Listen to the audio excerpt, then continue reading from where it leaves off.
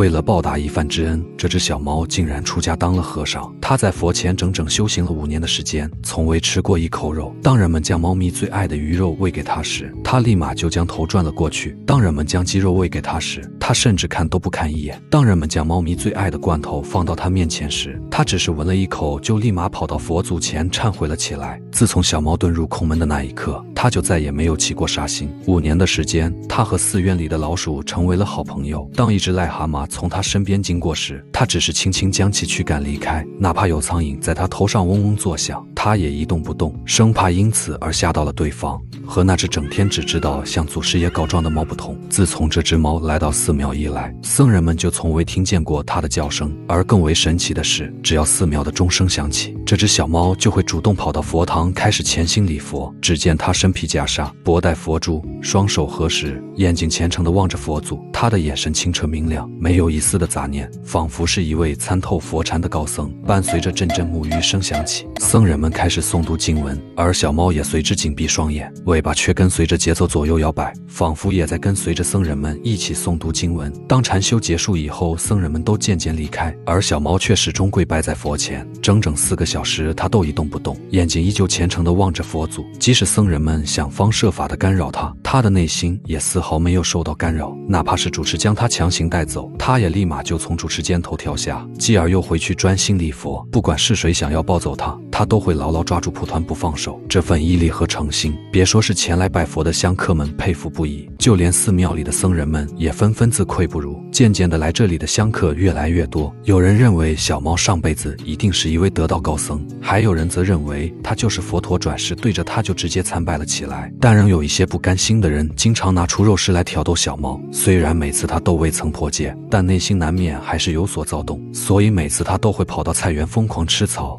随后就前往佛堂诚心忏悔。每次望向佛祖，他的内心都会不自觉地平静下来。原来5年前，小猫原本是寺庙山下的一只流浪猫，从出生起，它就跟着妈妈过起了吃了上顿没下顿的流浪生活。然而真正的艰辛并不是只有饿肚子，还有流浪路上那些对他们充满恶意的人类。明明他们什么都没干，但他们总是会遭到人类的无情驱赶，或者毫无理由的拳脚相向。所以猫妈妈每天只能等到夜深人静，直到街道上空无一人之后，她才敢前往垃圾桶翻找食物。可尽管这样，猫妈妈每一次外出觅食都冒着生命的危险。终于有一天，猫妈妈外出后就再也没有回来了。眼看着身边的兄弟姐妹都渐渐死去，小猫也在静静等待着死神的来临。可就在此时，它却遇到了下山工作的主持师傅。看着奄奄一息、浑身是伤的小猫，主持立马就将小猫带回了寺庙。待到小猫身上的伤痊愈以后，看小猫颇有悟性，主持便给小猫起法号为悟空，并给小猫立下了3条戒规：不杀生、不喧闹、不沾荤腥。此后5年多的时间，小猫几乎每时每刻都谨遵主持的教诲，每和主持一起用膳时，它的眼角都会流下感激的泪水，